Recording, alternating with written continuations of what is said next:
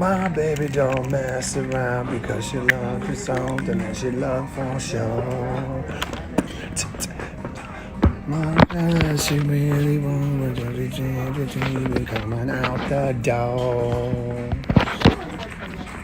I'm trying to feel and coming all alone is killing me right now. Alright, you sexy bastards. Welcome back to another episode of the Real Talk with Football. Get your breakfast. Perfect. Lay it on me. I appreciate you. All that was delicious. Can I get you something? Oh, Can I thank get you. down here for you? Oh, no, I'm good. You good? Oh, I'm fantastic. All You've been right, you fantastic. got condiments for you, okay? Thank you. Did I put that in? I didn't even put it in. Idiot.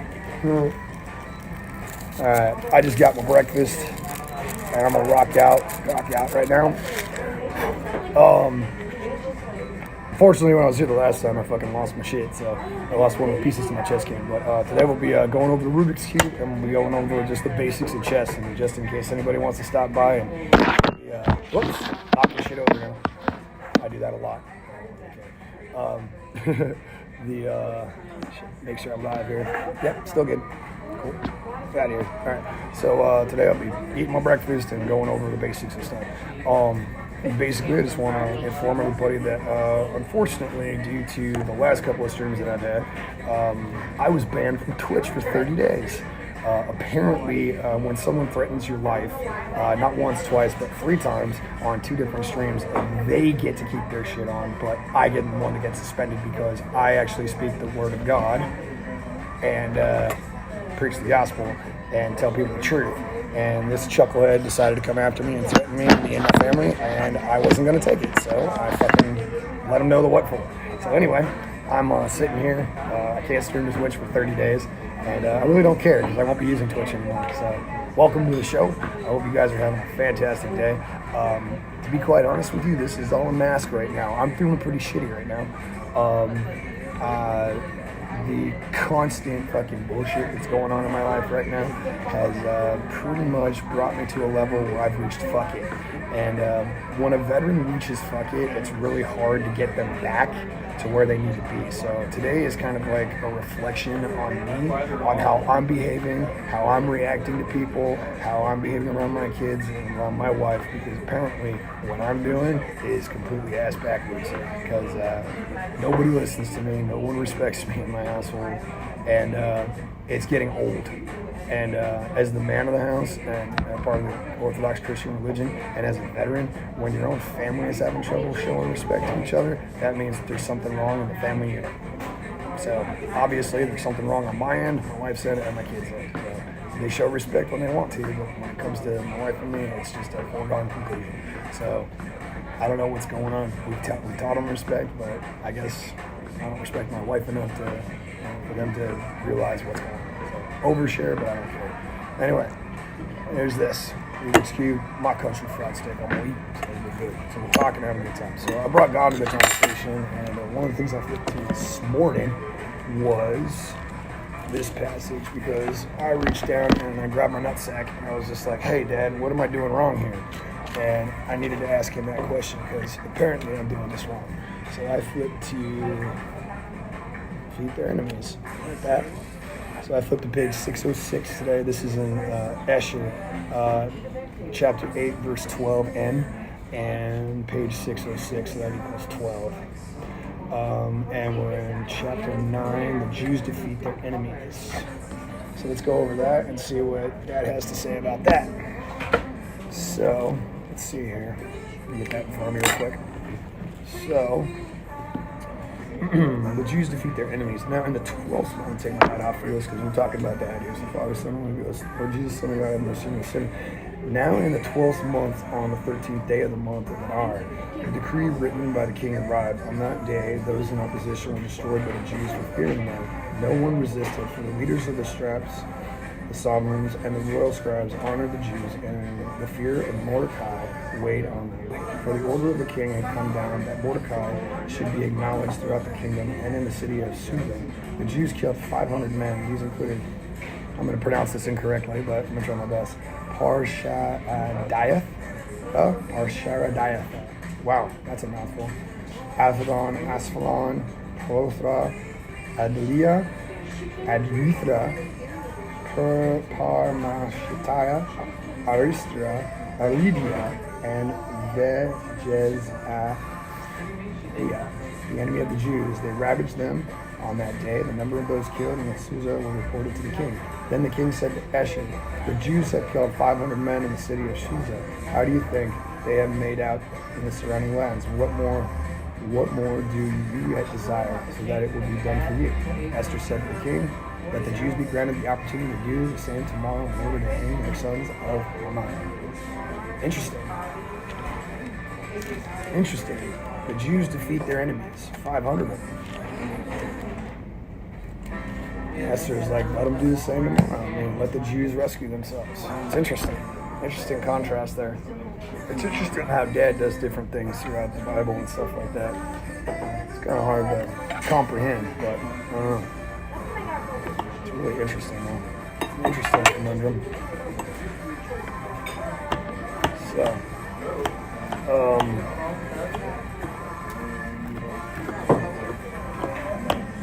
I don't know. What to think about that one. It's a tough one to really think about. So, there I am, enjoying myself, eating some breakfast.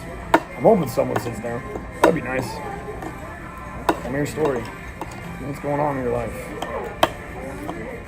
Learn chess, learn the Rubik's Cube. I didn't bring an extra Rubik's Cube today, so I'll have to show it on one, but just in case someone wants to try. It'd be cool. We'll get started with that in just a second. Just cut my shit. So, it's interesting that everything that's going on in the world right now. People are just full of fear and hate, fucking confusion right now. They don't know what's going on. And that's sad, because a lot of people are just sitting here going, I don't have a job anymore, the pipeline's gone, I don't have a fucking way to support my family, I can't pay my bills, I can't do this, I can't do that. And you know what, guys? Even the people who actually are sustainable, who actually are able to keep their jobs and stuff, but they're struggling too. You know? I'm a retired Army infantry sergeant, you know? And I still, make the money the VA pays me for my service. And it's funny. A lot of the time, it's not enough.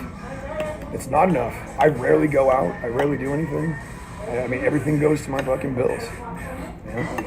Today, I just said, fuck it. I'm gonna get something to eat because I was sick and tired of being at my house. You know? But,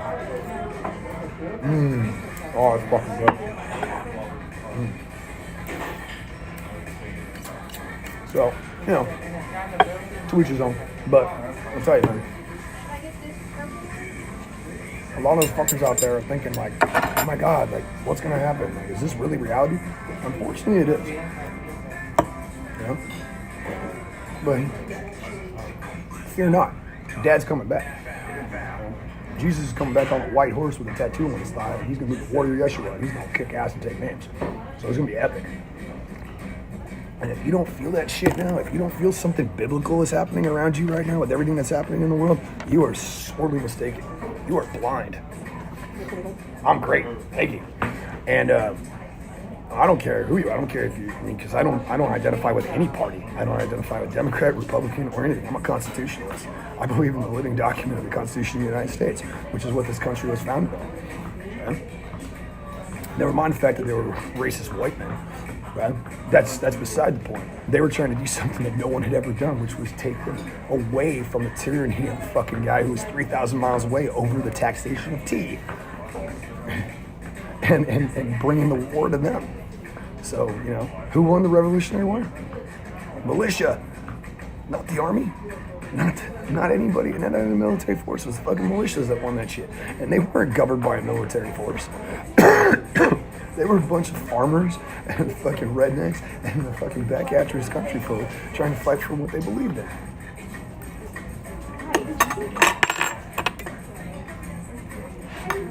Which was an American nation. Okay? An American nation.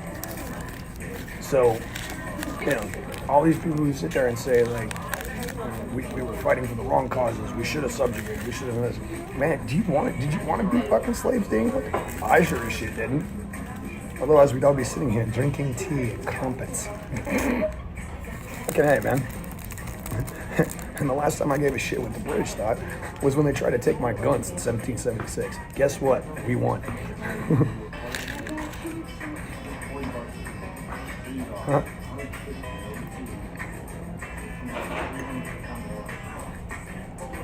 One of the things I wanted to talk about was fucking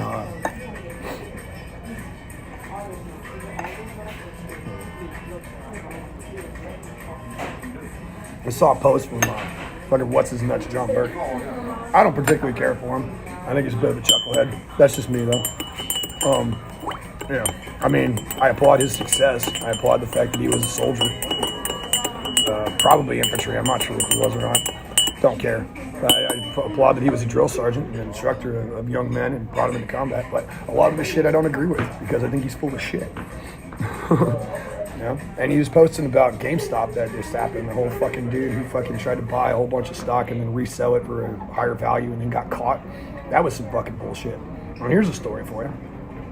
I worked at the GameStop in my area here many years ago. I was hired on as a game advisor, and then I got promoted to manager on duty SGL. Nothing. Stupid job. I was just doing something because I was retired and bored. So I went out and got a job. So I was just like, I'll work at GameStop. Fuck it. I got 2 degrees and I'm fucking working at GameStop. Yay me. Fucking bachelor's degree and a master's degree. Here I am working at GameStop dealing with fucking chuckleheads. It was a fucking lame job. But, I got some benefits out of it. I want to tell you a story. Or a couple stories, actually. I had a fantastic assistant manager. Her name was Vicky. She was phenomenal. We didn't see eye to eye on everything. She was fucking libtard-tastic, and I was fucking staunch fucking constitutionalist. So we did not see eye to eye on fucking politics or religion. But that was beside the point. We worked well together because we got the job done, and we saw past our differences and just said, fuck it, we can be friends and just disagree. It's how people have done things for their entire existence. So it's like, why fight over something that we're not going to change in each other? So I just kept telling her I'll pray for her, and she kept telling me, wish the best for you. So it worked out. Anyway, while I worked there, I got successfully promoted pretty fast because people knew that I was a smart motherfucker, and I'd been playing video games for 30 years. Little side note is that when I was playing the evil game known as Call of Duty, I actually reached the top 8% in the world, and I went professional for a little bit. Tried to get on a couple of teams through eFuse, but then I got banned on eFuse for telling the truth and speaking the word of God. So apparently preaching the gospel is getting slowly, actually more efficiently eradicated in social media, which is fucking garbage. Every time I try and put a title in my YouTube saying God or the one true God or praising Yeshua or anything like that, YouTube says it's against community standards. And I'm like, why? Because I have God in it? Fuck you, YouTube. And fuck you too, Twitch. You guys suck. Conglomerates of capitalism and consumerism all fucking kneaded into a nice fucking ball of greed, fucking pedophilia and everything else that they fucking do on that shit. Bastards. Ever. So after I had been playing COD for a while, I was working at GameStop, and I was an SGO. And one particular story I remember was that I got into this kind of like a fucking little back and forth with some of the people on there saying, oh, you just believe in capitalism. You don't believe in capitalism. And all that. Like, fuck you, dude. I own 5 companies right now. They're small, and they're in their fucking developmental stages, but I have employees. I've got the stuff. I'm fucking building shit. We're building a nice fucking faith-based fucking companies right here. And I got 5 right now on the back, or right on the front burner right now. I just have to get a lot of the fucking details out of the way, but the companies are alive and well. And, I mentioned to these cats that, there was a time when this woman came in. Now, I have head injury, and I also have TBI, and I have PTSD. So sometimes memories come in as fragments, and I remember a part of something, and I kind of mix it with something else. So if it's not 100% true, I'll go back and fucking evaluate if it's not. But this is what I remember, and we're talking about this happened 8 years ago, so my memory isn't the best. So what I remember, okay, and is that I had a particular time where this young kid came in. And he always came in with his dad. He was like 12, 13, and he came in on his birthday one time. And he wanted to buy a game. He wanted to buy Minecraft or something. And it was on sale from, I think, $24.99 to like, it was on sale for like $20 or something like that. And he was really excited, and his dad was there. And, I had spoken to his dad before. He was a regular customer. He was an awesome kid. He loved video games, loved to talk to me about video games. He also liked to talk about other things. He was a really bright young man and very respectful, and always gave me the respect that I deserved because I was a veteran, and he always respected that. And I would talk to him about the service, and like he wanted to join. It was really cool. I think his name was Devin, if I'm not mistaken. And I think his dad's name was either John or Michael. Names escape me. But he came in, it was his birthday. He was super excited. He was just like, I get to buy a game. I don't get to buy games very often. I'm super excited. He was from a poor area. The GameStop where I was at was set in like next to a Walmart, and it was kind of buried in between like a fucking Chinese restaurant and a Dollar General. So the across the street apartments was actually Section 8, and that's where the inner city. So, a lot of the people that came through my door were from poorer communities, and I realized that right away. And that never bothered me because I just wanted to help people get the games that they wanted. Because, GameStop's notorious for fucking taking people's shit. They sell their shit to us, and then we would mark it up at a fucking ridiculous markup. I mean, you're talking 200-300%. Someone would sell a controller for $7. We'd turn around and sell it for $55. Someone would bring in a brand new game that they just fucking played and opened. They can't get their money back because the software's been open, it's been used. And GameStop would take it back as a fucking, you're selling it back to us for $7, and we're gonna go sell it for $55. And that's how GameStop made their money. They would make their money off of people's goods and sell them at a markup and then make their money that way. So it was a glorified pawn shop if you look at it that way. And because we'd have to take people's IDs, we'd have to scan each item into the system. It was a pawn shop. If someone came in with a bunch of stuff and they fucking had the ID and everything and we gave them store credit or cash, some of that stuff was stolen. We'd have cops come in all the time looking at our fucking things like, hey, did you get this fucking Xbox with this serial number? And I can go through the system and find it and fucking, yeah, that's a fucking stolen Xbox. Okay, well, shit happens. A lot of the time you can't tell what's fucking, a lot of the time you can't tell what's been stolen and what's not, because even though Xboxes, PlayStations, and other electronics are serialized, it's really hard to tell if someone's taken a said item. So until the technology has changed where systems can actually be low-jacked, I mean, that's just the case in point. All that. So, that being said, this kid comes in. Devin's really fucking excited. It's his 13th birthday. He's really excited to get Minecraft. And I'm sitting there, I'm feeling good for this kid because it just reminded me of like when I was getting like Mario Kart for my Super Nintendo or fucking GoldenEye for my Nintendo 64. Like I had saved up that money and I was super stoked to play it. And I played GoldenEye like it was fucking going out of style. Fucking Odd Job with fucking slappers only from fucking Ready Player One. Man, I was on that shit like flies. Breakfast. It was awesome. It made no sense, but it was funny to me. So, as he's standing there, he's got this big smile on his face, and then his dad reaches down into his pockets to pull out his wallet, pull out his cash to fucking pay for it, and his dad forgot his wallet. He keeps patting his fucking things. He goes out to his car. He's looking, and I mean, it's cold out. I think it was last winter. It was really cold. He's touching his pockets, and he's just like, he just goes, oh.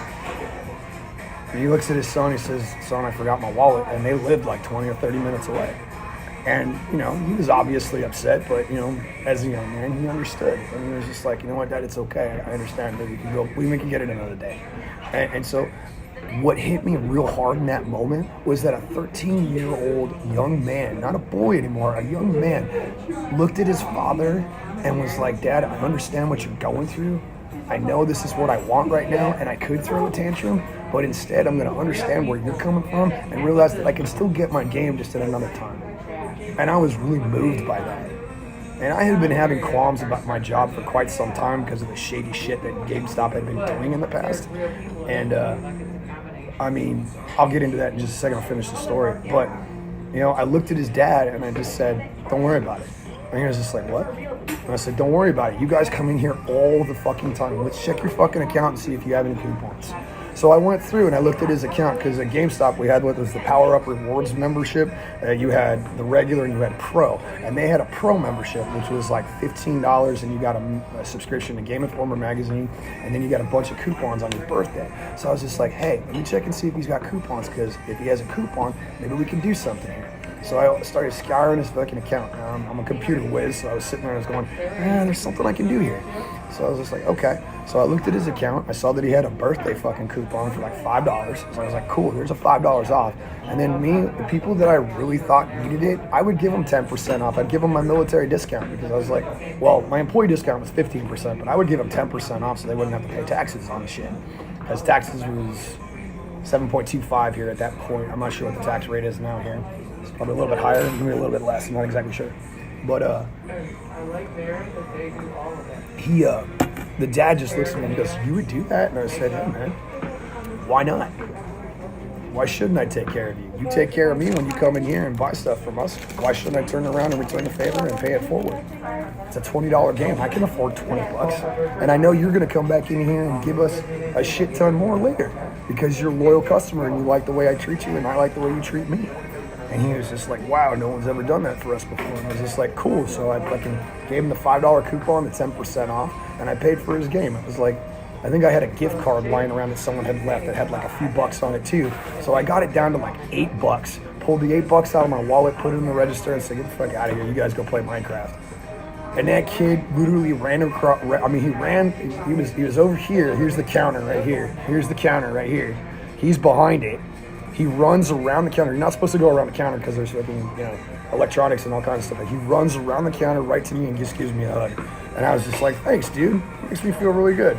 And even the dad shook my hand. He even hugged me afterwards. He was just like, "Dude, that's fucking amazing." I was just like, rock on, man. That's what you're supposed to do in life, is make other people happy for what they love and appreciate. I saw myself as a little kid again. I was just like, damn, I got kids, yeah. So I made that kid happy that day. My boss was pissed. I didn't care.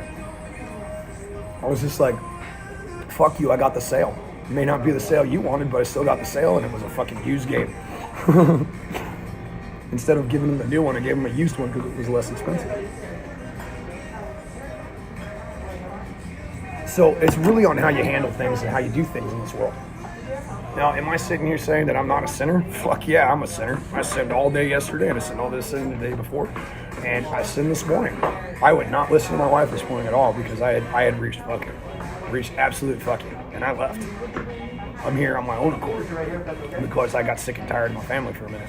But then, sitting there internally thinking about everything that's been going on, this is exactly what the bad guy wants. He wants us to be divided. He wants us to be at each other's necks or at each other's throats, just fucking bickering and fighting over the dumbest shit ever. Fucking gender equality, fucking knowing your fucking pronouns, knowing your fucking who's this, who's that. Fuck you. There's two genders. You have either a penis or a vagina. That's it. And anything else, you're fucking mentally ill. Okay? And I know mental illness. I can tell you, I can smell crazy a mile away.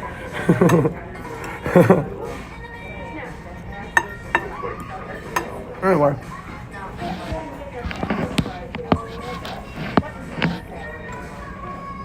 Oh, the chat's enabled, cool. So, that kid left happy, so let me tell you another story. Now, this one's negative. Because, that was a positive story. And one of the things that GameStop was notorious for fucking doing was taking advantage of people who couldn't speak English, especially the Spanish-speaking population. Oh my God. How many times did I have to use Google fucking Translate just to speak? Because I don't speak Spanish. I'm learning Spanish on drops, along with Japanese, Mandarin, and fucking Arabic, and some other languages.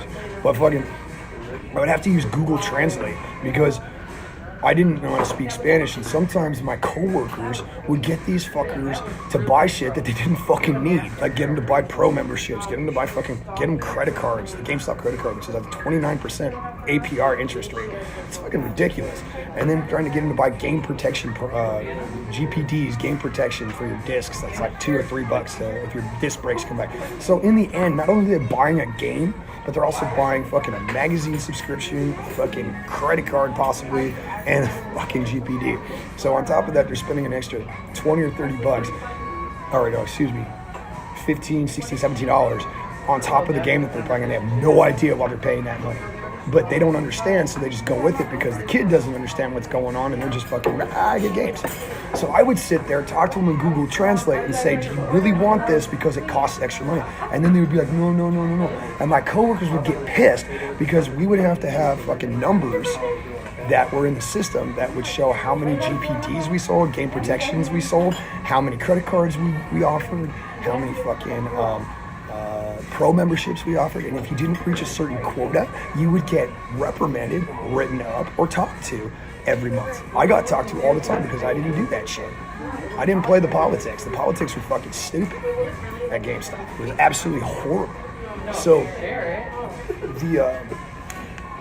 So this one time, I remember this lady came in, and she was Hispanic, and she had come in before with her, I think her son or daughter, and I think it was her little daughter, and she liked 3DS games on the fucking Nintendo 3DS. She loved those, especially like Mario.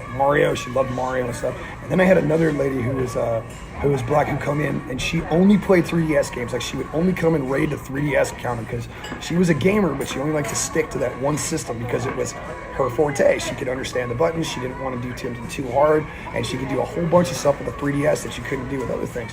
And I mean, whenever she came in, I would take her to the 3DS counter, and we would talk about the 3DS games that we played, and fucking, all that shit, like Animal Crossing and fucking Zelda and all that shit. And she would get so excited, and when the new Animal Crossing game came out, she like came to the store, I can get it, I can afford it. I was like, cool, I'll give you a coupon. And she was like, sweet, I love you. It was really awesome. But the negative side of fucking working at GameStop, besides the language barrier and my coworkers being fucking dickheads to people, I fired a dude on the spot one time. I wasn't even the manager. I wasn't even fucking assistant manager yet. I was on track to be assistant manager, but I was the SGL at the time, and I was the manager on duty, and there was a kid there who was working, and he was trying to get this lady to buy something she didn't fucking need. And I was looking at him going, stop, what are you doing? And she looks at me and just goes, ¿Qué pasó? And I was just like, un momento. And she was just like, okay, she knew me. And so her little daughter's standing there, and this guy's trying to get her to buy fucking pro membership and a fucking, get a credit card and then a game protection. He's doing all three, the trifecta. And I'm just like, hey, don't do that shit to her. She's a fucking loyal customer, and she comes in all the fucking time. Don't do that to her. You know she can't afford the fucking membership for the pro, and you know that she can't get the game protection shit on this. She can barely afford the games that she comes into. I have to make it so that she can actually buy the shit. Okay? So don't sit here and try to fucking bump your numbers on someone that you're trying to take advantage of. And I told him to get the fuck out of the store and talk to Mikey the next day. I said, get the fuck out of my store. I'll close myself. I was the manager on duty, so I could, close the register, close the store, arm the fucking alarm system, and make sure the system was great. So I immediately called Mikey and I said, hey, I told this fucker to leave. You need to have a talking to him because he's taking advantage of people here. And then Mikey talked to me because he didn't like the way I handled it. And I was just like, well, I don't fucking care what you think. I served in the United States Army fucking infantry. If someone's gonna try and take advantage of someone, that's my fucking duty. When I fucking rose my right hand and said, I swear to uphold the Constitution of the United States against all enemies, foreign and domestic, that means that I will take care of people when they're being taken advantage of. That's my job. That was my job as an infantryman. I kicked ass and I took names. It's like, I helped the fucking weak. I helped the fucking ones that couldn't fight back. I stood up for those who couldn't stand up for themselves. That was my job. Okay? And seeing people being taken advantage of at a GameStop for the fucking very freedoms that I helped fight for, along with all my buddies who died over in Afghanistan and Iraq, fuck that shit. You're not gonna take advantage of people like that. No fucking way. I won't allow it. No way. So I told my boss to kind of kiss my ass. He didn't like that, but unfortunately I was doing better numbers in sales than he was. At that particular moment, I believe that was fucking right around the Christmas season. I think I had sold maybe 7 or 8 systems in that week alone because people would just come to me to fucking talk to me. They wouldn't talk to him. They wouldn't talk to... If he was there, they would avoid him like the plague and come straight to me. I remember when corporate came down one time, the guys in the fucking shirts and ties and everything. I wore a fucking 3-piece fucking part of the suit with slacks and everything. A tie, a fucking vest, a fucking dress shirt, and this is when I was like 120 pounds heavier too, before I stopped all my medications. And they came in and they were just like, who is this guy? Like, is he there? And I was just like, nope, I'm just an SGL. How's it going, sir? And they're just like, we don't get talked to you like that normally. And I was just like, I don't care. I'm a fucking veteran. I said that to him. I was like, I'm a fucking veteran, sir. If you don't like the way I talk, cool, I'll walk out. You guys can do this on your own. And they were just like, wow, I've never seen someone wear a tie and a fucking 3-piece suit in a GameStop before. It was just like, yeah, you can promote me too, but you won't. You'll take advantage. And I kept telling them that. I told the execs that. I was just like, you take advantage of people because you take care of their skills and their fucking gifts that God has given them, and you exploit it to the fullest extent without having to pay them a lick. I was making $10 an hour as an SGL. I made more money working for the Army.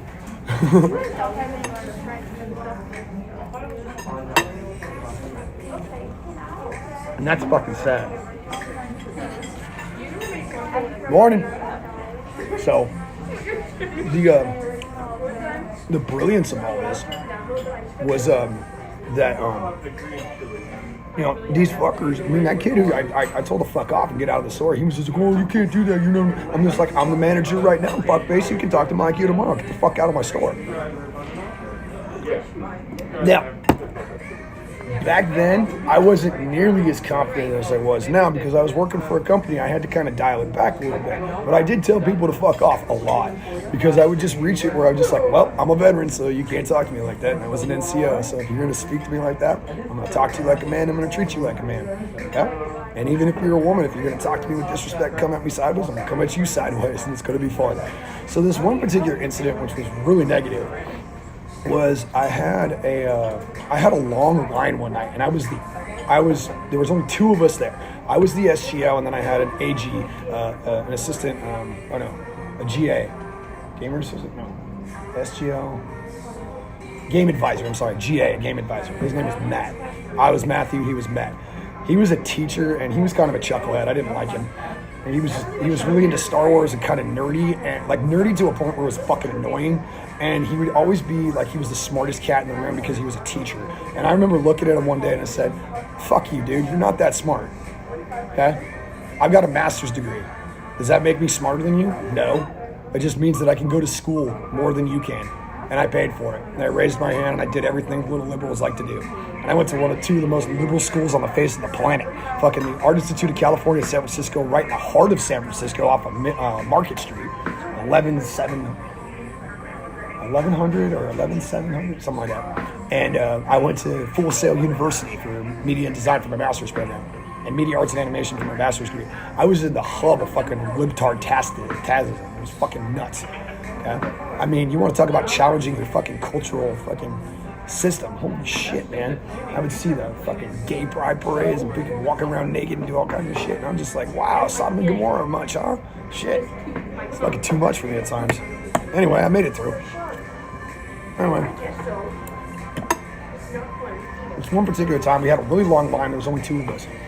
It was during the holidays, or like close to the holidays. So people were trying to buy gifts and stuff. And there was this one tall black dude. He was taller than me. I'm 6'3" on a good day, I think. 6'4", something like that. And I was about 280 pounds at that time. I'm like 197 now. I was like 280 pounds. So I was a big dude. I was powerlifting at the time. I was lifting heavy fucking weights. And this dude comes in. He was a little bit taller, probably like 6'6", 6'7". And he was a big dude. I mean, he'd probably been around the block, you know? He was a gangster. I could see it. And I looked into his eyes, and he was just a fucking chucklehead. Fucking stupid. So he's fucking mouthing off in line. Like, just take it too fucking long. Hurry the fuck up. Like, blah, blah, blah.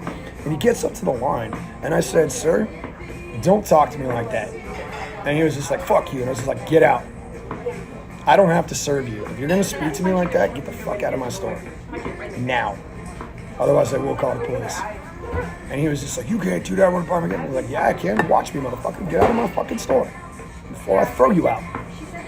And he was like, you won't do it. Come across this counter and fight me. Come across this counter and fight me. And he stood at the fucking door. So you want to fight me, dude? And I looked right at him and I said, you want to have a bad fucking day and challenge a fucking retired Army infantry veteran who's actually been to war twice? Come on, motherfucker. You come at me. And then he shut the fuck up and left the store.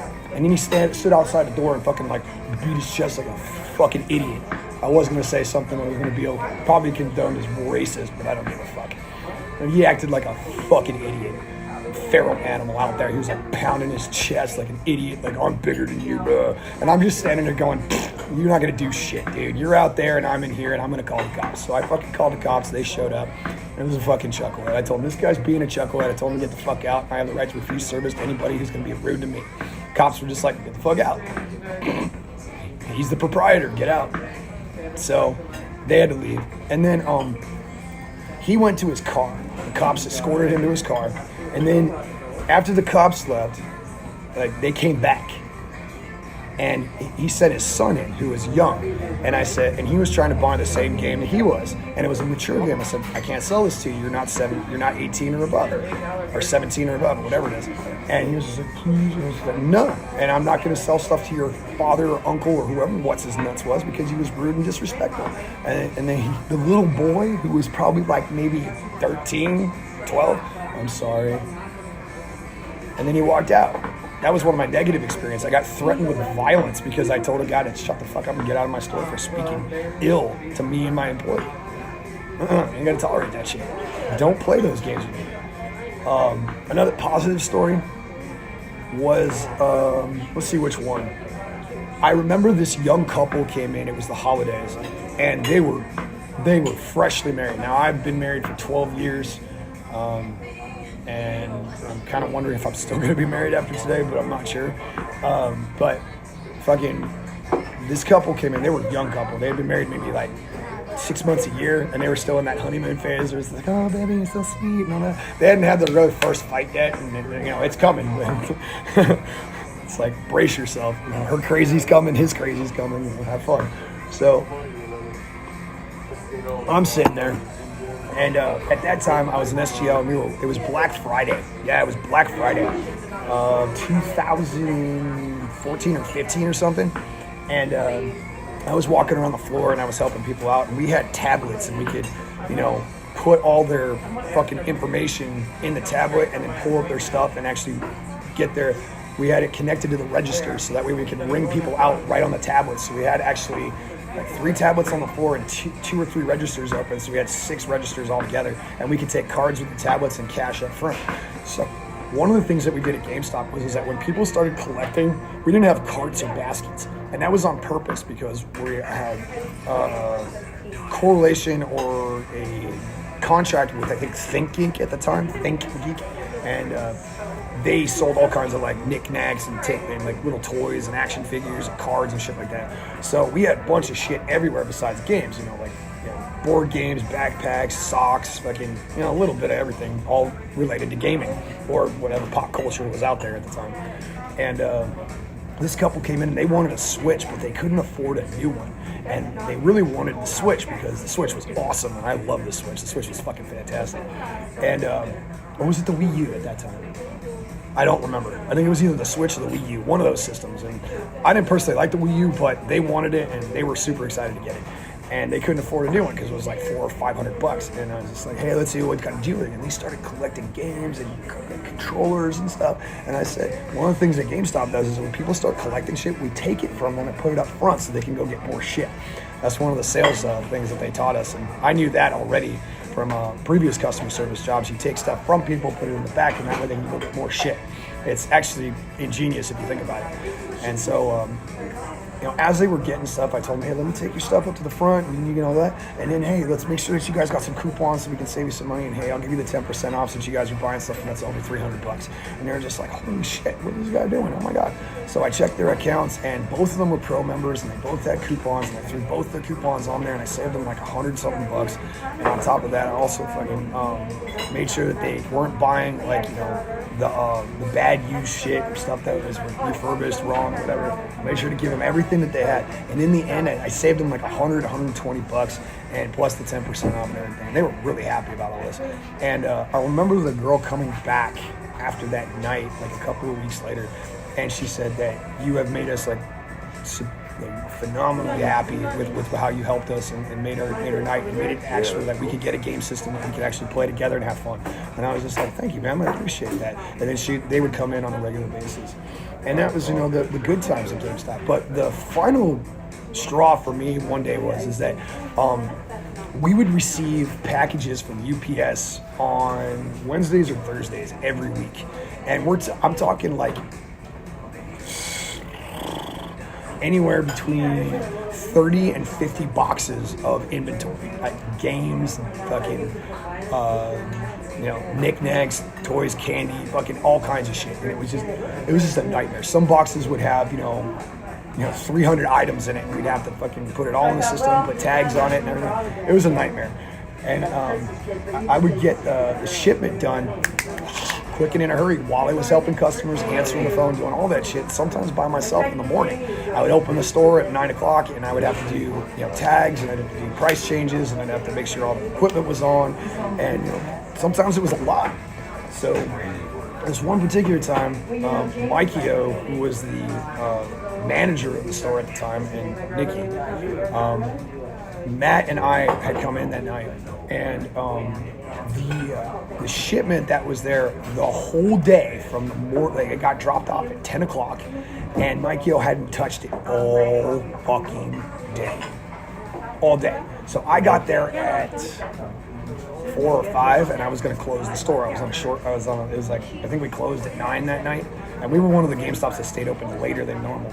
So I walk in, and Mikey-O's standing there helping the customer. I go into the back, and there's just boxes everywhere. We're talking small boxes, big boxes, medium boxes, even bigger boxes with systems in them. He hadn't done the fucking system check for that week, where you have to go through and scan each fucking game system and verify that the inventory is correct. He hadn't even done that, and we had 100 game systems in there, and I was just like, fucking hey. And I walk in and I go, what the fuck? As loud as I fucking could. I was just like, what the fuck? And he turns around and goes, that. And the doors open, customers are in there, and I turn around and I look at him and I'm like, are you serious? Are you serious? And then he just goes, whoa, let's talk about this. I'm like, no, dude, I'm talking to you this right now. And the customer's just like, I'm gonna step away. I was just like, thank you, man. I need to talk to my manager for a second. And I brought him in the back. And actually, I didn't even bring him in the back. I told him, I'm saying, you had all fucking day to fucking do the systems, do the inventory, do the fucking shipment. Okay? You had all fucking day to do at least half or more of that, and we could have finished it. But no, you decided that you were going to spend more time around the store doing your fucking thing corporate. Fuck you, dude.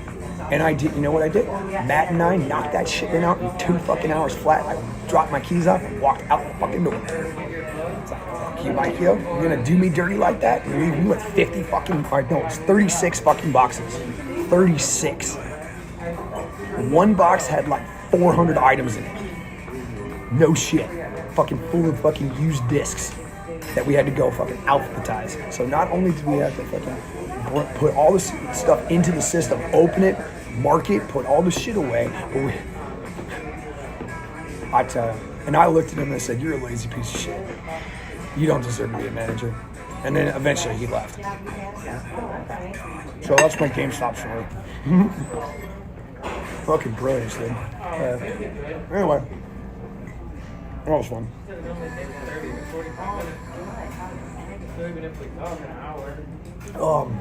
I think the most fun I had at GameStop one time though was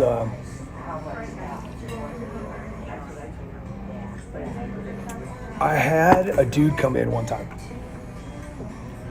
and he was suave, like he was really trying hard, but I could smell something was wrong. You know how you just get that feeling like someone's trying to pull one over on you, and you're just like, okay. Nice try there, bucko. This was fun, though. It was a black dude. He came in, and he had glasses on, and he was a little bit older, probably in his late 40s or 50s, had a little bit of a gray beard, glasses, hat on.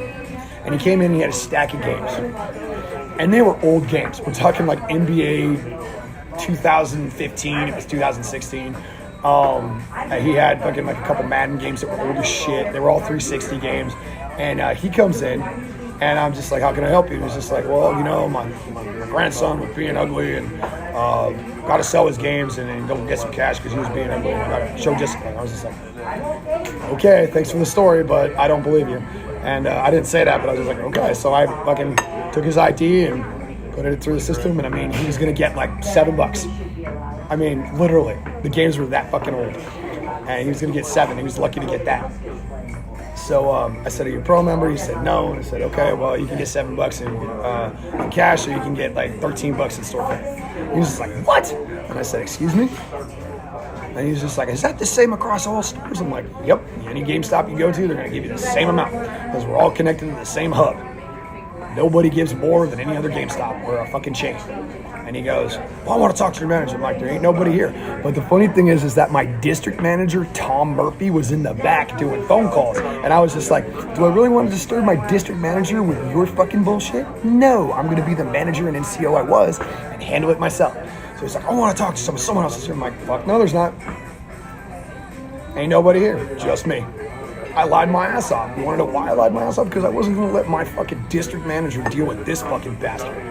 For him to fucking spin it and make me look like the bad guy. And I just said, yeah, you just want the cash, dude. I know exactly what you want. You're not getting what you paid for. So guess what? Suck it up and go to fucking replay or whatever. You know? And he got all kinds of pissy. I want your corporate number.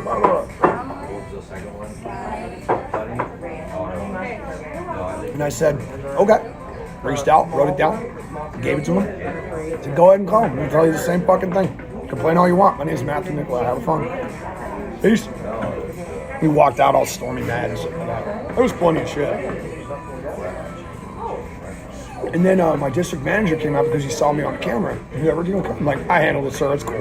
He was shady. He was trying to get over on me. He was just like, oh, I got you. And Tom loved me because I was a veteran and I didn't take shit from anybody, even him.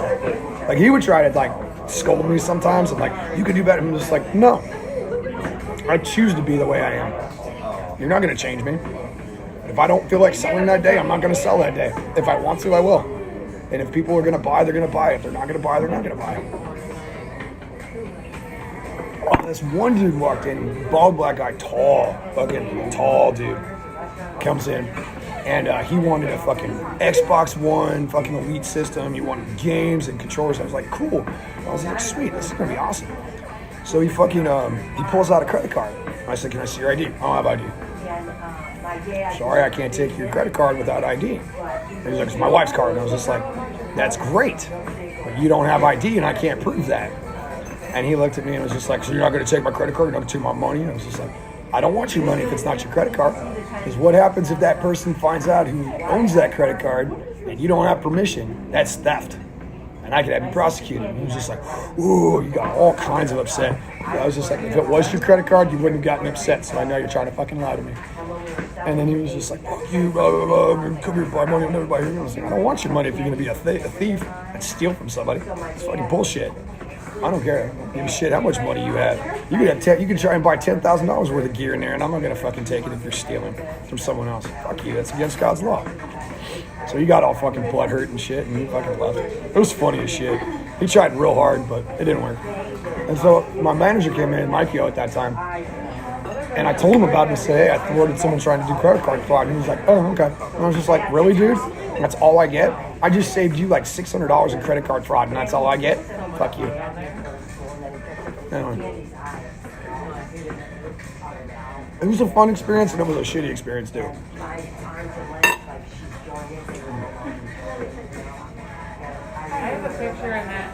Whatever happened to having games like finished when you bought them? You know what I'm saying? Like no paywalls, no fucking DLC, no fucking buying map packs and battle passes and fucking map packs and shit like that. It's like, what happened to just getting shit for free after you paid fucking whatever price for the game? It's like, shit, dude. What is it? Halo used to do that all the fucking time. They put out map packs all the fucking time. So Halo or CSGO. I think it was Counter-Strike. They would just put out fucking countless maps for free because people would buy the game and keep continuing to play. It's still one of the most played fucking pro games in the world next to fucking Rainbow Six Siege. And that game, woo, that game's awesome. But, you know, I'm not going to sit here and fucking give people shit. Anyway, that's that. Oh, that's so much food. I'm going to take that home. More of that later. Oh. So, what? Sorry, guys. Put it over here. Oh, yeah, that works better. So,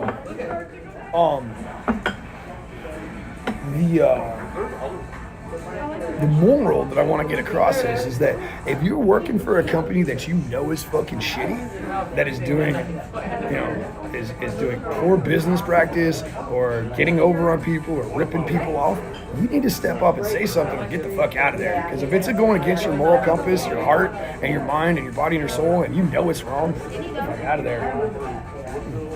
Wonderful. And then I would like a box because I can't eat as much as I used to, and I just looked at that, I was like, wow, that's huge. May I have more sugar, please? And cream? Yes, please. I appreciate you. All right, so the best story I have was this. We had one of our midnight fucking game releases. I think it was for Destiny or God, one of those. I think it was for Black Ops 3. Yeah, it was for Black Ops 3. And people were just lining up out the door. Oh, the new fucking Call of Duty, it's Black Ops. I was stoked too. Fucking wall jumping and sliding and fucking, mech suits and shit, bionics. It was fucking nuts. I'm not gonna lie, I loved playing COD, but I just won't play it anymore because it's shit. Anyway, we had fucking a line out the door of 50 people, and we had a midnight release, and thank you so much, man. I appreciate you. I got 3 boxes in here. Oh, no worries. I appreciate it. It's okay. I'm gonna give it to my kids. So. Okay, and I got your bag here too. Yeah. All right. Yes.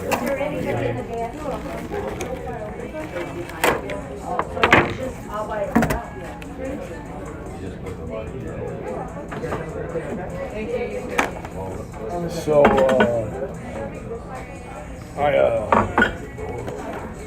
which one was this? I'm trying to remember. I've lost my train of thought, and I was just like, where am I going with this? Oh, yeah. And so we had this midnight, and I had told my boss that I would dress up. Now, one of my favorite comic book characters at the time, I don't read comics anymore because they're fucking evil too.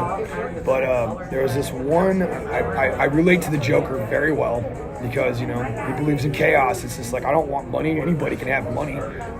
Why have money when I can just go get anything I fucking want? I can just take it from people and fucking cause misery and destruction, and I don't have to have money to do that. I just want to see the fucking whole thing burn. It's just kind of like what Biden's doing right now, fucking pedo Joe. Anyway, he ain't president either. So Trump signed the Insurrection Act of 1807 right after the fucking Capitol extremists stormed the Capitol. The most secure building in the world next to the Pentagon. But what the fuck do I know? I was just in the military for fucking 6 years almost. What the fuck do I know? I was just a tactician, Fuck me, right? Anyway, so we had this midnight, and I told my boss that I would dress up as the Joker, and he didn't believe me. I said, fuck you, I'm gonna go do it. So I went next door, and Halloween wasn't around, and I don't celebrate Halloween, it's the devil's holiday. Fuck that shit. And I went to the store, and I bought some poster paint because they didn't have makeup. I bought some washable poster paint and some a black makeup, eyeliner type deal. And I went in the bathroom and I fucking put a sponge on it, and I made it as sloppy as I could because the Joker's face paint was sloppy as shit. I didn't have the fucking anything else, but I fucking did the fucking lines over here, and it was fucking nuts. I think I have a picture of it somewhere, but it was fucking nuts. And I had a vest and a fucking purple shirt, and I put a flower on it. I was fucking Joker, and the people ate it the fuck up. They were all over it. It was awesome. They were just like, oh my god, he dressed up like fucking cosplay. So it was pretty rad. And we were playing Injustice, Gods Among Us. Crappy game, but I had never played it before, and I had loved fighting games since I was a kid, and I had played Street Fighter 2. And I was a Tekken player, I was a fucking Street Fighter player, I was also a Marvel vs. Capcom player, and I played Marvel vs. Capcom in the arcade with the quarters and shit, old school, 83, Elder Millennial, fuck you, whatever. And I would pump quarters into that motherfucker for hours on end, and we would do battles and shit, and that was when you had 3 characters. I was Wolverine, Spider-Man, and Cable. Those were my 3 fucking characters. Because Wolverine had his fucking Tornado Claw attack and his fucking Berserker attack. Spider-Man had his fucking, I don't know which attack he had as his ultimate. And then Cable had his fucking gun that fucking shot up and shot that fucking beam out and fucking held people in place. So you hit all 3 of those at the same time. They did their mega hit. Oh, the people were annihilated. It was fucking nuts. So I would just fuck people up on that.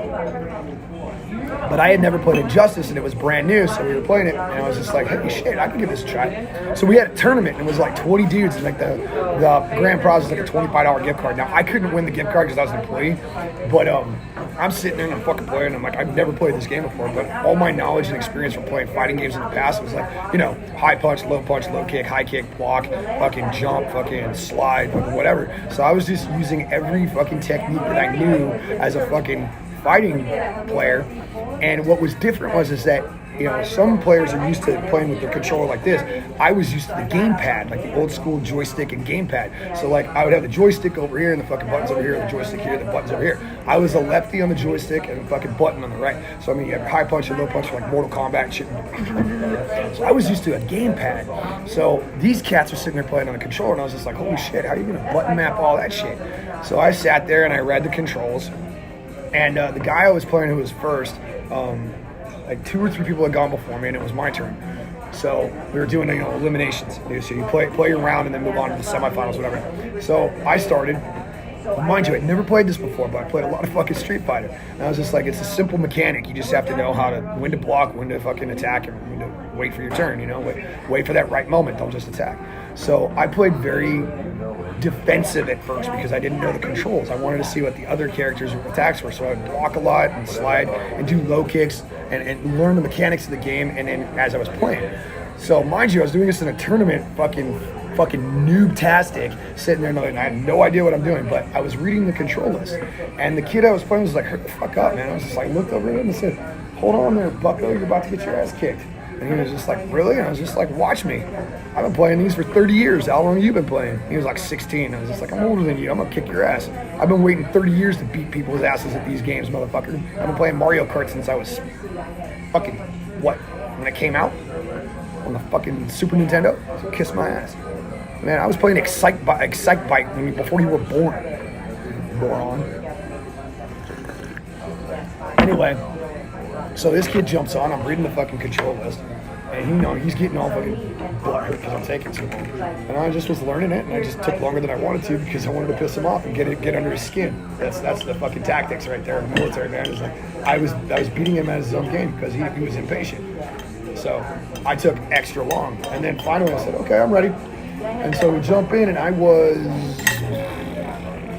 it was this one dude that was all in black. He kind of looked like a cat ninja type deal. I just liked it because my gamer tag at the time was Ninja Mirai, and then I changed it to Fubar Guru. So I'm sitting there, and I pick up my controller, and I start playing. And I just destroy this kid because he comes at me full force because he thinks he's fucking, a Tekken player and he can fucking kick my ass. And he's played this game before, so he's trying to kick my ass with ultimates and fucking power moves and all this stuff. And I'm just sitting there taking it, block, and he's not causing a lot of damage. And he's getting pissed. He's getting really upset. And he's like, what's wrong there, bucko? You having problems? You can't get through to me? And then finally he does this. And he just goes, oh, and he gets all pissy. And then I fucking unleash on him. And I do what's called button smash. And anybody who's played fighting games knows the button smash. You just sit there and you hit all the buttons simultaneously at once and just button smash because you don't know what buttons are the combinations. So, oh, no problem. I'm going to give it to you right now. Oh, thank you. I got it. Thank you so much. Yep. Mm-hmm.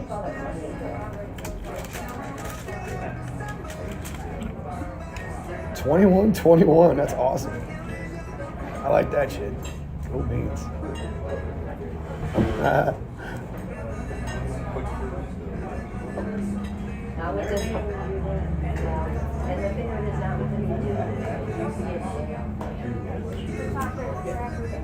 Cool.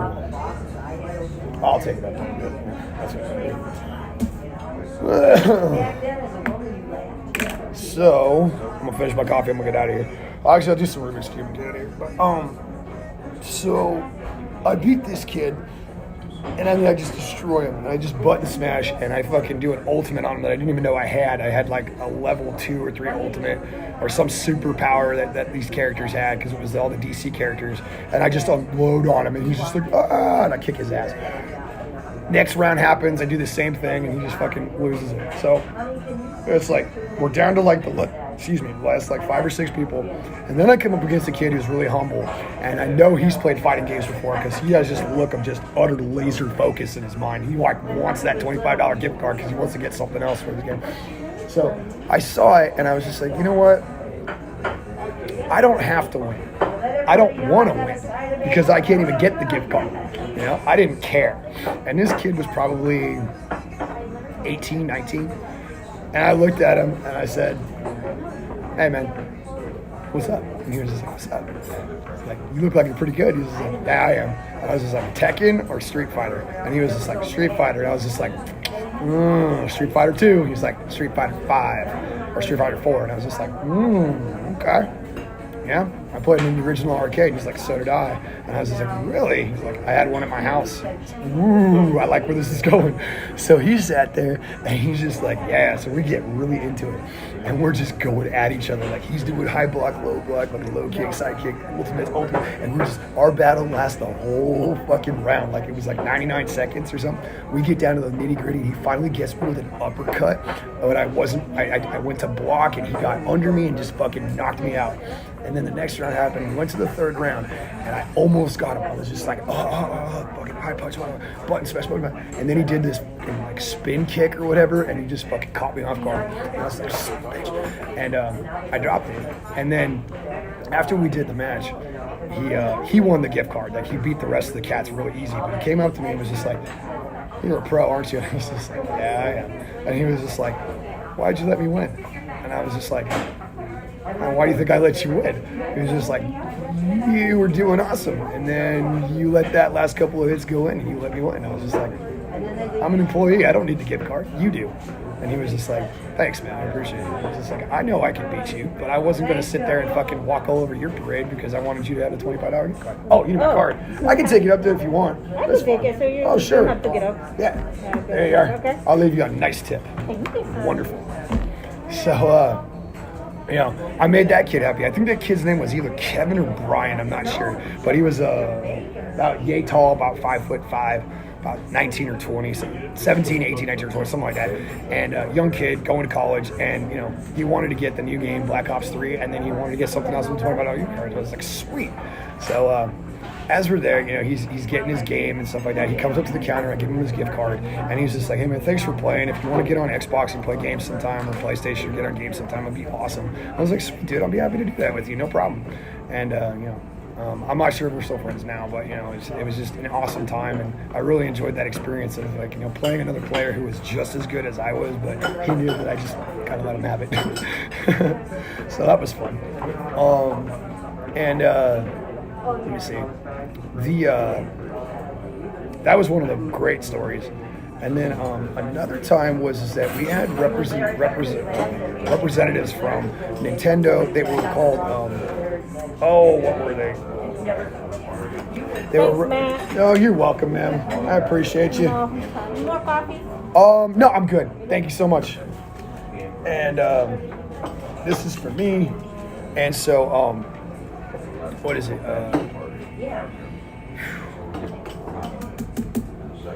So that was that one. And I'm trying to think of the last one I want to tell you before I get out of here. Which one? I'm trying to think here. The best one that I had fun with. Best one. Oh yeah, it was Black Friday, and I was working. And Nikki was there, I was there, Chris was there, Matt was there. I mean, we were lit. Like the store was lit. We were making money. And my wife called, and she had an emergency, and she had burned herself at home. She had spilled a pot of boiling water on her leg, and she had to go to the emergency room. And I told Nikki, I said, hey, I've got to take my wife to the emergency room. She burned herself. I'll be back. And she was just like, okay, don't worry about coming back. Just take care of your wife, even though it was Black Friday. So I took my wife to the emergency room. They gave her some colloidal silver. They took care of her, bandaged her up. I took her home, and I went back to work. And my boss, Nikki, my assistant manager, looked at me and was just like, you kept your word. And I said, yeah, you guys need help, and I'm still on the clock. I clocked out to take care of my wife, but I went back to you guys because you needed help. She was like, most people wouldn't do that. They'd take the day off. I was just like, I'm not that guy because I'm getting time and a half right now. So she was just like, well, you're awesome. And I was just like, no, you're awesome. So we were just like back and forth. It was pretty cool. So that was a good one. What's another good one at GameStop? Oh, there was another Matt that would come in. Oh, this guy.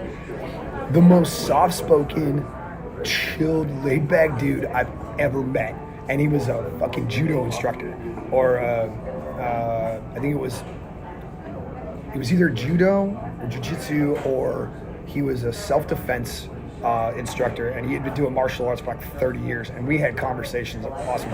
I've been studying mixed martial arts and CQC and hand-to-hand combat for 20 years, and it's just been awesome to talk to another tactician like that, especially someone who's a known fighter.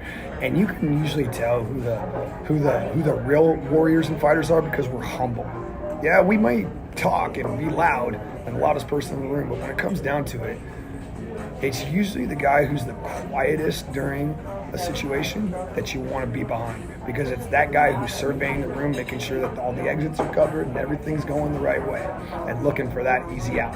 It's like something's going down at the front of the store, the first thing you want to do is grab your closest object that you can use as a weapon. Nobody even knows I have it because of the way I'm holding it.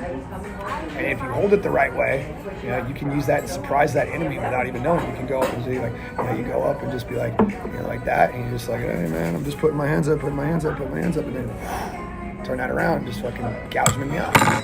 You'll never see it coming. And just contrary to popular belief, and a lot of police officers will tell you this, and anybody who has firearm experience, okay, just because you have a 9mm or a 45 and you put rounds into someone who's 20 steps away from you, I guarantee if they're high or they're drunk or they're on some type of narcotic of any kind, or if they've got adrenaline pumping in their body, you can pump them full of a fucking magazine and they'll still come at you. And they'll close the distance and they'll stab you to death. I had a police officer tell me that straight up. It's like, it doesn't matter how many times you shoot a motherfucker. If they're on PCP, they're going to come and get you. Trust me. I saw one black dude on YouTube one time. He was like 300 or 400 pounds, and he was high as a kite on fucking PCP, and he got shot like, I don't know, 9 or 10 times. And he still kept coming because he was high as shit. Just because you get shot doesn't mean you go down. Anyway, that was fun. But, let's see. One more. What do I want to go with?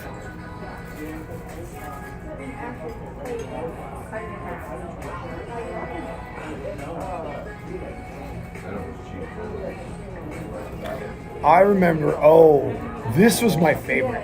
When people would try and come and turn in their resumes to work for GameStop. I remember a long time ago, I was watching this one professor teach about writing, I think it's research papers, and being accountable for your actions. He was doing a lecture, and he just got pissed off in the middle of his lecture because a student turned in a paper that had like a coffee stain on it and mustard stain and all kinds of shit on it. And he was going on this diatribe about how, you know, when you turn like a project in or something like that, it needs to be neat, clean, and organized. Now, as a professor, I know where he's coming from. But one thing that always bothered me was that if you're going to try and get a job, you want to be as professional as possible. So if you fuck up on your application or you spill something on it, you go back, you get a new application, you fill it out again, especially if it's a handwritten one. And if you're doing it online, you shouldn't have that problem. But this one kid came in, and this professor was talking about how it's respectful to turn in a paper, especially at the college level, professionally, without grammatical errors, you know, concise to the point. Make sure you follow the syllabus and you follow the instructions, and you're going to get the right grade that you deserve with the work you put into it. So he had a student, you know, come in. She turned in her paper. It was neat, clean, and organized. She got an A. This one kid came up. He could do A work, but his paper had coffee stains on it. And the teacher was just like, and he threw it.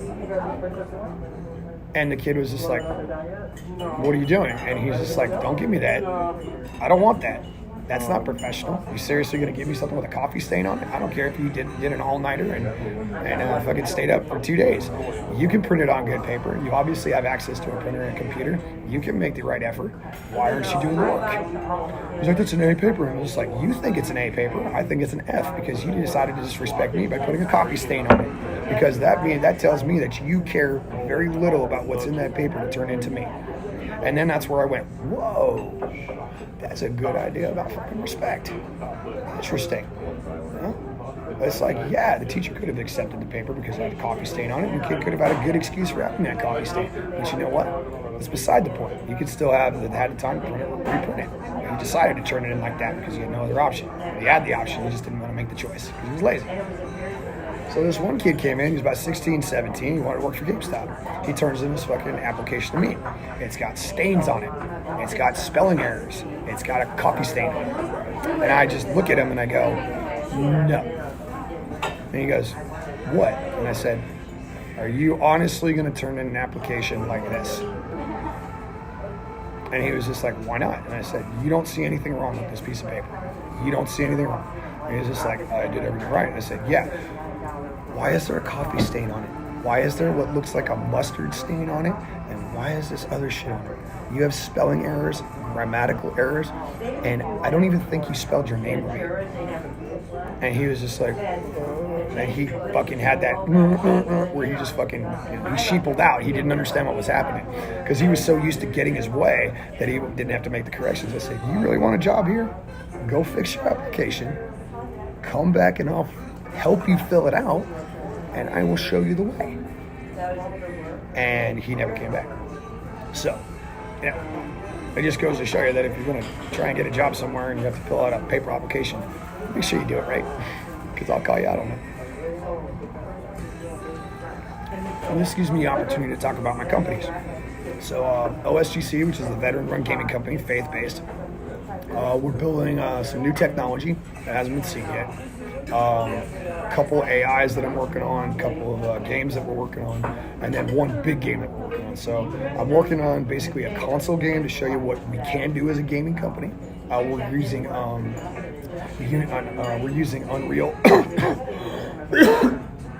Excuse me, Unreal, the new build.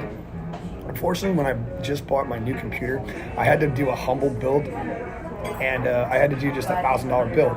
Now, unfortunately, I couldn't get an RTX video card because that was like another $200 on top of my already $450 video card. My GTX 1660 Ti Super, which has a 6 gigabyte fucking dedicated RAM on it to the GPU. Fucking A, man, that thing was $450. It was half my build. I was like, holy shit, that was more than my processor. My processor was only like $300. So it just goes to show you that when you buy your computer products and stuff like that, you have to know what you're paying for. So I put more money in my graphics card than I did my hard drive, my fucking board, my motherboard, and my fucking processor. It was nuts. So, I'm sitting there, and I'm talking to my employees. One of them's my really good friend, Bill, who's a National Guardsman who was a mechanic and went to Iraq and saw some shit. And then I have other people that I'm conversing with about possibly getting them in for theological reasons, and also other people in leadership roles. Not that they know much about gaming or anything, but just that they have good leadership roles. Like Sergeant Martin that I'm working with, Captain Dean, and these men are godly men, and I trust their judgment. And Sergeant Martin was in for 23 to 27 years. Captain Dean's still in, and he's actually worked on some of the technology that I'm working on right now. The proprietary software and the proprietary technology that we're working on in the R&D department is fucking phenomenal. Like, it'll blow your mind when we show off this, what we got. Like, if you thought Ready Player One was cool, you got, that's a movie, and that's a book. That sucks, but yeah. This is going to be awesome, yo. Like, what we're designing and what we're building is going to blow people away. Like, I can't wait to show you. So the only reason that I couldn't afford an RTX is because it was like about $200 more, and unfortunately, you need an RTX in order to use ray tracing in fucking Unreal. So unfortunately, our first build of the game will not have ray tracing, which is fine. I don't really care. The only thing I'm really excited about is that Unreal just released their unlimited polygon count of characters and environments, which is phenomenal. Like, that is like quintessentially what every fucking game designer and animator has ever wanted to hear in their lifetime. Not having a polygon count, like not having to use triangles for everything, not having to use quads for everything, or not having to stick to one fucking set of models. Like, your model can only have 10,000 polygons, and we have to use texture maps for everything else, or vertex lighting, or fucking other lighting effects to make everything look cool. It's like, nope. Now you have unlimited geometry to all of your characters and environments, and that's fucking awesome. awesome. Because the game we're working on and the concept that we're working on is so vast and so big and so out of the box that people are going to go, how did you do this? And I'm going to go, by the power of Jesus Christ. See, the funny thing is that God works in mysterious ways, and I have this vision where I can actually reach the world on one of the largest platforms in the entire planet, on the face of the flat Earth, that more people play video games right now than are probably working. So let's see, there's at least 17 to 20 million people on Steam right now, and about 5 to 6 million of them are playing games online. 5 to 6 million people right now just on Steam, and that's fucking PC, and that outdoes console by 100 to 1. I mean, PC is where it's at. Like, anybody who says that console and fucking is the shit, nah, you go to PC. I have more games on my PC free than I can ever get on fucking Xbox or PlayStation or any other fucking system. It's awesome. I have PlayStation Now, where I can play all my PlayStation games and PS5 games that I bought on my PC. I can play my Xbox on my PC. I can play PC games. I can play a whole bunch of shit, and it's awesome. So if you've got the money and you can put aside $500-600 and build yourself a modest build for a PC, do it, because you can have multiple systems on your shit. Like, literally, you can go to PlayStation Now, pay the $10 a month. You can get access to over 800 games, PS2, 3, or PS3, 4, and fucking you can buy PS5 games and play it on there. So that's fucking phenomenal. You can buy a PC for just about the same price as you can buy a PlayStation 5 or an Xbox One X, and then you can get PC games, fucking Xbox games. You can connect your Xbox to it. Okay, so you can not only connect your console to your PC through Xbox Companion app, but you can also play the Xbox PC games. You can also play PC games, PlayStation, and all of that. So literally, you have 3 or 4 systems in there, which is awesome. So, yeah. Before I take off, let me just do my ticket on here.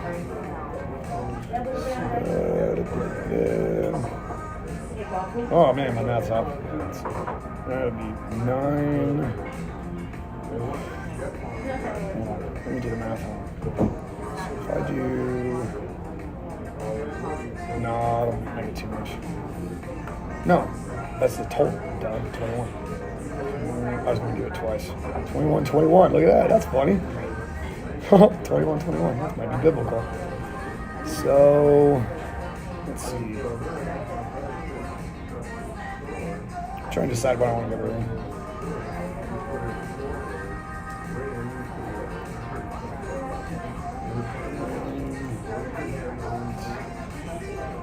7? 20.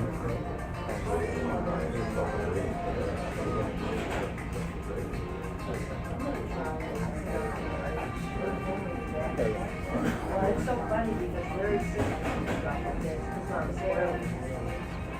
Well, me and son were married.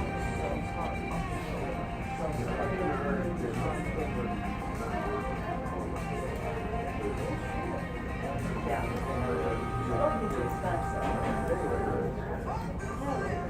Well, they said when he was young, he would buy cigarettes and put gas in her car, let him use her car and give him money to buy him gas.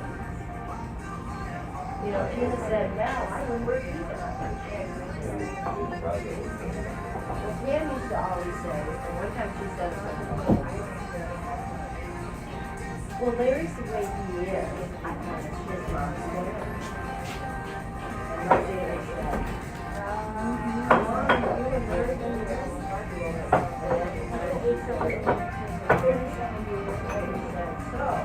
he lived with his mom for 19 years. But he's lived with you for 37 months. Dan had to say, yeah, you're right. You can't blame it on that.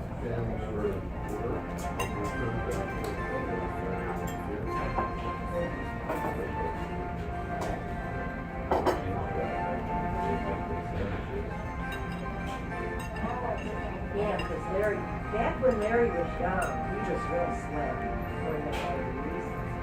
She would cook She would fix him lunch that he would take to factory. Oh, yeah, I want to finish my cube real quick. And when he came home, she cooked him a 3-course meal like dinner. Thanks, Matt. Oh, you're welcome.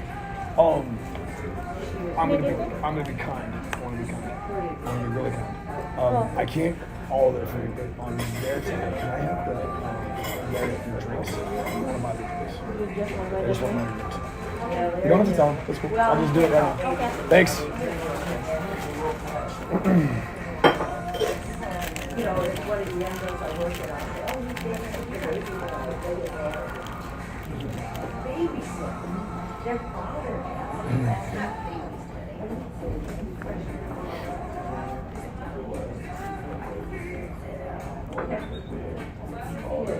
And back then we say, thanks. I remember. Oh yeah, I want to do this real quick. So what I carry is that I carry my my Q Bible kind of like little notebook here, so I can take notes and stuff. And what I have in here is my CFOP method. So what I want to do is finish this fucking cube for you and show you through the CFOP method. I'm learning this too. This is CFOP. This is PLL, permutation of last layer of the cube. And here it is. So yeah. Oh, no worries. Yeah, I just give it to you right now. You need them? No, I'm good. Okay. It's cool. Yeah, no worries. So, there you go. So here's this, right? So you're on the permutation of the last layer. So what that means is that you're one step from solving a cube. Now on like the Daisy method, you have an algorithm where you can do the corners, and that's like an 11-step algorithm. And then there's like the last algorithm to solve the cube, which is like another 11, 12 moves. And it's like on PLL, it breaks it down into either 6 to 9, which actually saves you 3 moves. So hopefully it depends on this. So in this particular case, I'm looking at red, orange, blue, green, that, and everything else. Oh, well. Yes.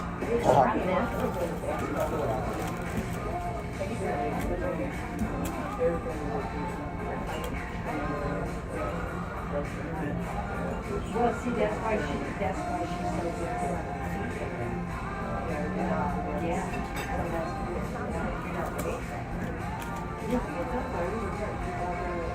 She does, and that's a good time. And they keep the dog out there. They're so cute. TJ is so sweet. Dan is just every time you go down there. I mean, I don't know why I takes it, but it's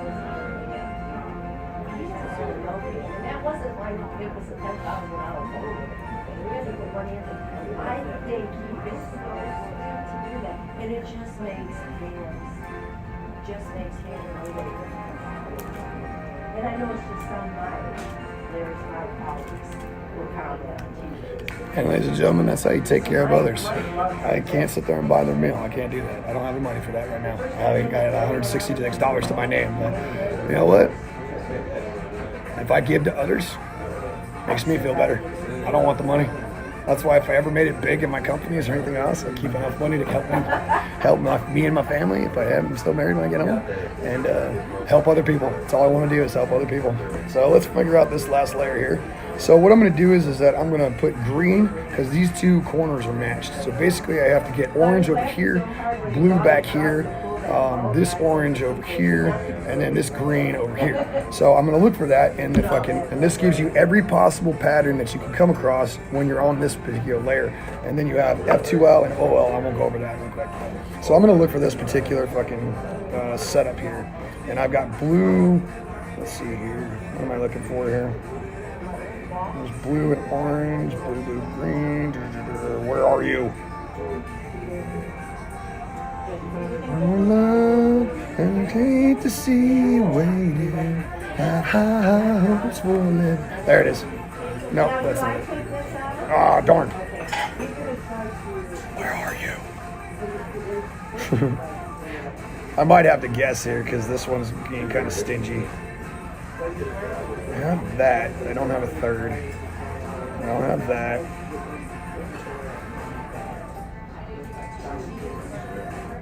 Is it that one? No, it's not that one. Could be. No, it's not that. Wait. No, it's not that one. This one's weird. See, this is why you have to study the patterns, because once you study the patterns, you can correlate that with the algorithm. Now, I'm still learning the Daisy method and memorizing all that, and I have dyslexia like a real motherfucker. So, like, looking at this stuff sometimes confuses the shit out of me. So, like, I'm sitting here going, oh, letters and numbers, Algebra fucking did that to me, too. I think it's that one. I'm just going to guess and think it's that one. So I'm just going to run it.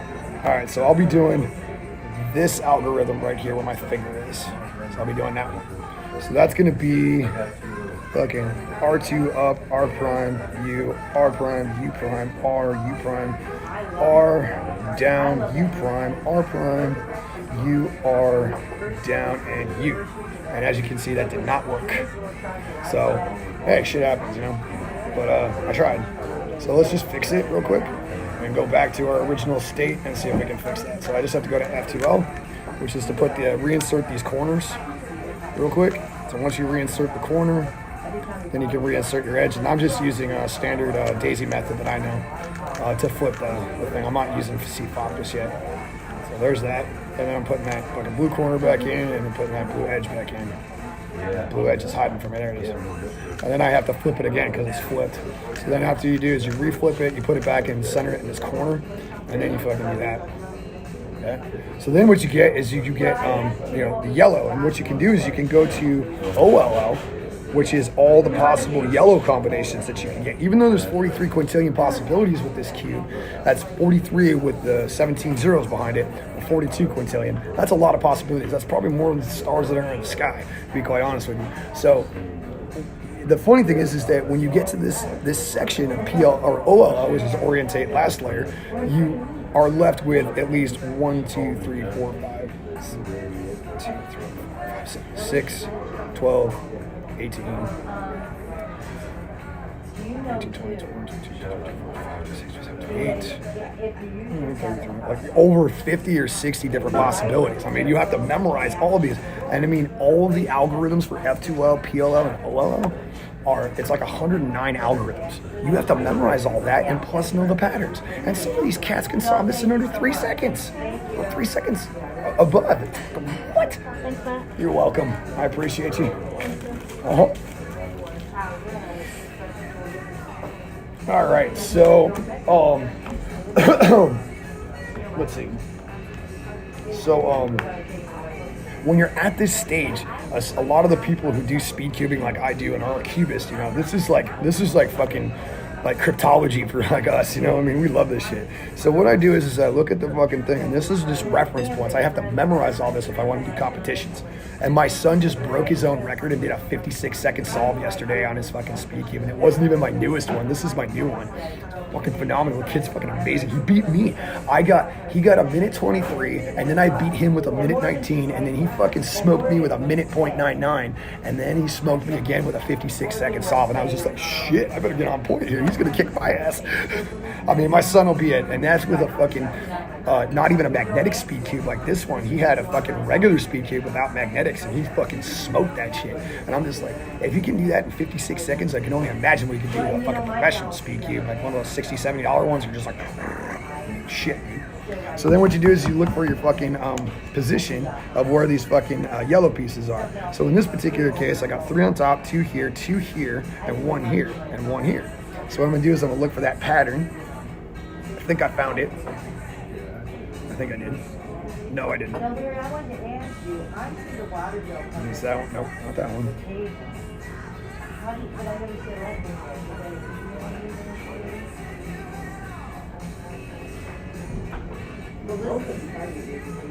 I think it's that one.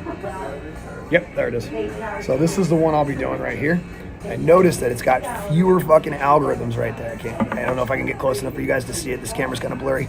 So that's the algorithm I'll be doing. And that's only 1, 2, 3, 4, 5, 6, 7, 8, 9. So that's 9 moves.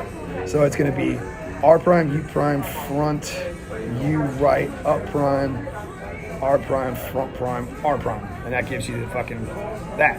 So then you go and you look at your fucking thing, and this is all kinds of fucked up. Like, oh, it's disgusting. So then you have to go to your fucking POL and look for your right one. So this one's got all kinds of stuff everywhere. Nothing is together. Nothing matches. The corners are out of place. Everything's messed up. So then you got to go and you got to find that. I think I found it. Nope, that's not it. All of them are messed up. Nothing matches. Nothing matches at all. There's no doubles. There's nothing. Jan, I got Jan out there checking and the customer just I think that's it. Yeah, that's it. and they would chip her. Green, orange, blue. Yeah, I think that's it. Yep.